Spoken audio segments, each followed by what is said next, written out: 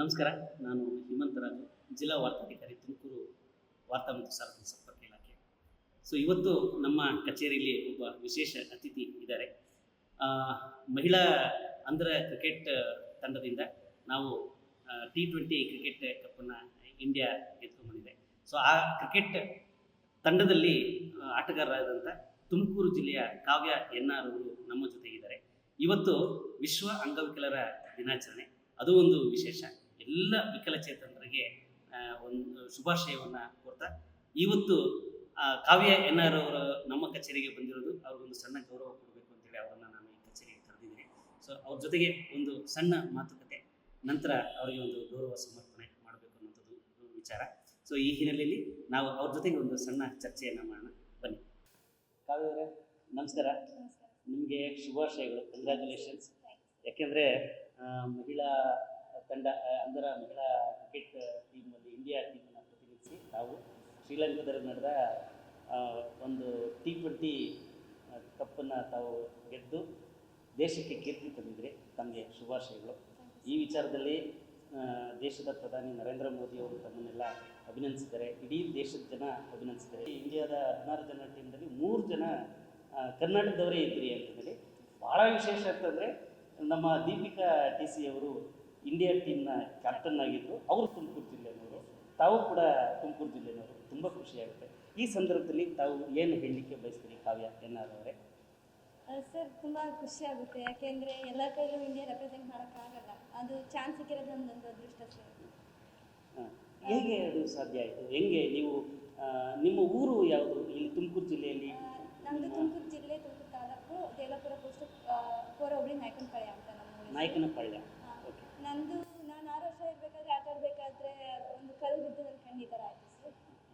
ಅದರಿಂದ ಹಂಗೆ normal ಸ್ಕೂಲಲ್ಲೇ 10th ಹೋದೆ. ಅದಾದಮೇಲೆ ಕಾಲೇಜ್ಗೆ ಹೋಗಬೇಕಿತ್ತು, ಆದರೆ ಪರಿಸ್ಥಿತಿ ಹಂಗಿರಲಿಲ್ಲ ನಮಗೆ ಕಾಲೇಜ್ಗೆ ಹೋಗೋಂಥದ್ದು. ಏಕೆಂದರೆ ನಮ್ಮ ಅಣ್ಣ ಇದ್ದನು, ಅವನು ಬುದ್ಧಿಮಾಂದ್ಯ. ಸೊ ಮನೇಲಿ ಯಾರೂ ದುಡಿಯೋ ಅಂಥದ್ದು ಇರಲಿಲ್ಲ. ಅಪ್ಪನಿಗೂ ಹೊಲ ಅದು ನೋಡ್ಕೊತಾ ಇದ್ರು.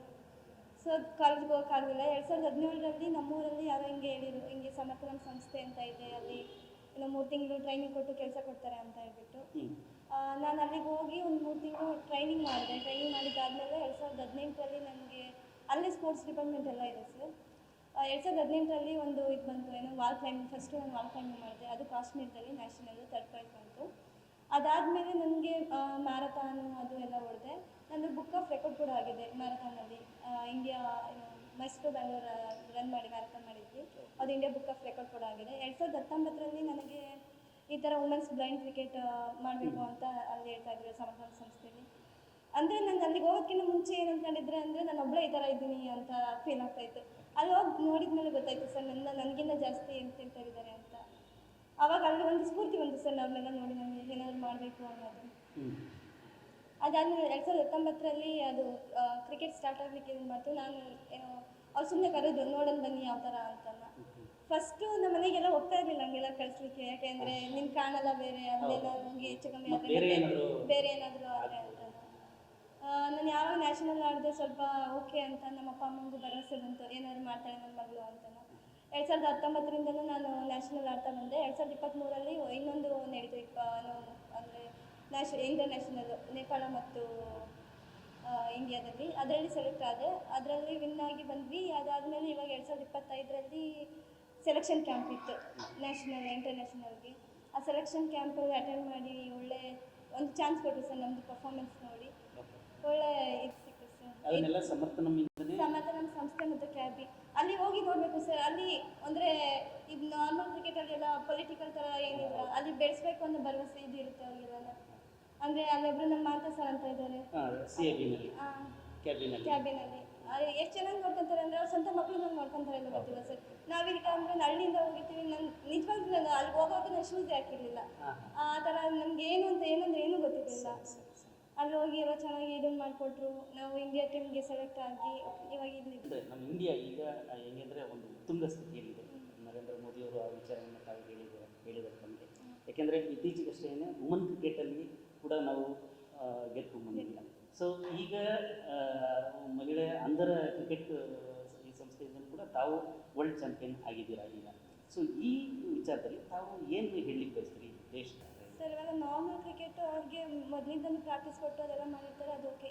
ಬಟ್ ಇಲ್ಲಿ ನಮ್ಮದು ಅಂಡರ್ ಅಂತ ಬಂದರೆ ಅವ್ರಿಗೆ ಮನೆಯಲ್ಲೂ ಅಷ್ಟು ಇದಿರಲ್ಲ, ಅಂದರೆ ಗೊತ್ತಿರಲ್ಲ ಯಾವ ಥರ ಅಂತಲೂ. ಅವ್ರು ಯಾವ ಥರ ಇವಾಗ ನಾನು ನೋಡಿದ್ನಲ್ಲ ಸರ್, ಅಲ್ಲಿ 16 ಜನ ನೋಡಿದೆ, ಅವರ ಮನೆ ಪರಿಸ್ಥಿತಿಗಳನ್ನ ನೋಡಿದರೆ ನನಗೆ ನಿಜ ಅಳು ಬರುತ್ತೆ. ಒಬ್ಬೊಬ್ಬರಿಗೆ ನಿಜ ಒಂದೊಂದು ತುತ್ತು ಊಟನೂ ಇರೋದು. ಅವ್ರು ಬಂದೆಲ್ಲ ಶೇರ್ ಮಾಡ್ಕೊಂತಿದ್ರೆ ನನಗೆ ಅಳು ಬರುತ್ತೆ. ನನ್ನ ಲೈಫ್ ನಾನೇ ಇದನ್ನು ಮಾಡಿಸ್ಕೊಂಡಂಗೆ ಒಂದೊಂದು ತುತ್ತಿಗೂ ಊಟ ಇರಲ್ಲ. ಅಂಥವ್ರನ್ನ ಕರ್ತಂದು ಅವ್ರಿಗೆಲ್ಲ ಬೇಕಾದಂಥ ಸೌಲಭ್ಯ ಕೊಟ್ಟು ಕ್ಯಾಬಿ ಮತ್ತು ಸಮರ್ಥನ ಸಂಸ್ಥೆ ಅವ್ರನ್ನ ಈ ಮಟ್ಟಕ್ಕೆ ಅಂದರೆ ಎಷ್ಟು ಅವ್ರು ಪ್ರತಿಯೊಂದರಿಂದ ಇಲ್ಲಿವರೆಗೂ ಬೆಳೆಸಿರೋಕ್ಕೆ ಅದೊಂದು ಸಲಾಮ್ ಸರ್ ನಮ್ಮ ಸಮರ್ಥನ ಸಂಸ್ಥೆ ಮತ್ತು ಕ್ಯಾಬಿಗೆ ಬಗ್ಗೆ ಏನು ಮಾಡ್ತಿಲ್ಲ.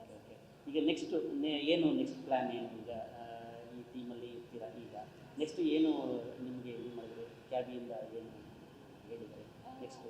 ಅಂದರೆ ನೆಕ್ಸ್ಟ್ ಟೂರ್ನಮೆಂಟ್ಗಳು ಬರೋದ್ರಲ್ಲಿ ಪಾರ್ಟಿಸಿಪೇಟ್ ಮಾಡಬೇಕು. ನಮ್ಮ ಕರ್ನಾಟಕ ಸರ್ಕಾರದಿಂದ ಗೌರ್ಮೆಂಟ್ ಜಾಬ್ ಕೊಡ್ತೀವಿ ಅಂತ ಹೇಳಿದ್ದಾರೆ. ಹೇಳಿದ್ದೀರಾ? ಯಾರು ಹೇಳಿದ್ದಾರೆ? ಸಿದ್ದರಾಮಯ್ಯ ಸರ್, CM ಸರ್ ನಮ್ಮ ಕರ್ನಾಟಕ ಪ್ಲೇಯರ್ಗೆ ತಲಾ 10 ಲಕ್ಷ ಮತ್ತು ಗೌರ್ಮೆಂಟ್ ಜಾಬ್ ಕೊಡ್ತೀವಿ ಅಂತ ಹೇಳಿದ್ದಾರೆ. ಹೇಳಿದ್ದಾರೆ. ಮತ್ತು ಬೇರೆ ರಾಜ್ಯದ ಏನು ಪ್ಲೇಯರ್ಸ್ಗೆ 2 ಲಕ್ಷ ಕೊಟ್ಟಿದ್ದಾರೆ. Okay okay okay. Wish you all the best. ನಿಮ್ಮ ಫ್ಯೂಚರ್ ಭಾಳ ಚೆನ್ನಾಗಿರಲಿ. ಮತ್ತು ಇಂಡಿಯಾ ಗೌರ್ಮೆಂಟ್ ಮತ್ತು ಇಡೀ ದೇಶದ ಜನ ತಮ್ಮ ಈ ಸಾಧನೆಯನ್ನು ಶ್ಲಾಘಿಸುತ್ತಿದ್ದಾರೆ ಮತ್ತು ತುಂಬ ಅಪ್ರಿಷಿಯೇಟ್ ಮಾಡಿದ್ದಾರೆ. ಎಲ್ಲರೂ ಆಲ್ಮೋಸ್ಟ್ ತಮಗೆ ಗೊತ್ತಿದೆ, ಎಲ್ಲರೂ ಕೂಡ ಕಂಗ್ರ್ಯಾಚುಲೇಷನ್ ಮಾಡಿದ್ದಾರೆ. ಸೊ ತಮ್ಮ ಭವಿಷ್ಯ, ತಮ್ಮ ಇನ್ನೂ ದೇಶಕ್ಕೆ ಸಾಕಷ್ಟು ಕೊಡುಗೆಗಳು ತಮ್ಮ ಕಡೆಯಿಂದ ಸಿಗಲಿ. ಮತ್ತು ತಾವು ಸಾಕಷ್ಟು ಜನ ಯಾರ್ಯಾರು ವಿಶೇಷ ಚೇತನರಿದ್ದಾರೋ ಅಂಥವ್ರಿಗೆ ತಾವು ಸ್ಫೂರ್ತಿಯಾಗಿದ್ದೀರಿ. ಮತ್ತಷ್ಟು ಸ್ಫೂರ್ತಿ ಆಗಬೇಕು ತಾವು, ಮತ್ತು ಉತ್ಸಾಹ ತಮ್ಮಲ್ಲಿ ಸಿಗಲಿ. ದೇವರು ತಮಗೆ ಒಳ್ಳೇದು ಮಾಡಲಿ ಅಂತ ಹೇಳಿ ನಾವು ಆಶಿಸ್ತಾ ಇದ್ದೀವಿ. ಇದು ಇಷ್ಟು ನಮ್ಮ ಭಾರತದ ಅಂಧರ ಮಹಿಳಾ ಕ್ರಿಕೆಟ್ ತಂಡದ ದಲ್ಲಿ ಇತ್ತೀಚೆಗಷ್ಟೇ ಸಾಧನೆ ಮಾಡಿದಂಥ ಮತ್ತು T20 ಕ್ರಿಕೆಟ್ ಕಪ್ಪನ್ನು ಗೆದ್ದುಕೊಂಡು ಬಂದ ಟೀಮ್ನಲ್ಲಿ ಇದ್ದಂಥ ತುಮಕೂರಿನ ಕಾವ್ಯ NR ಅವರ ಒಂದು ವಿಚಾರ.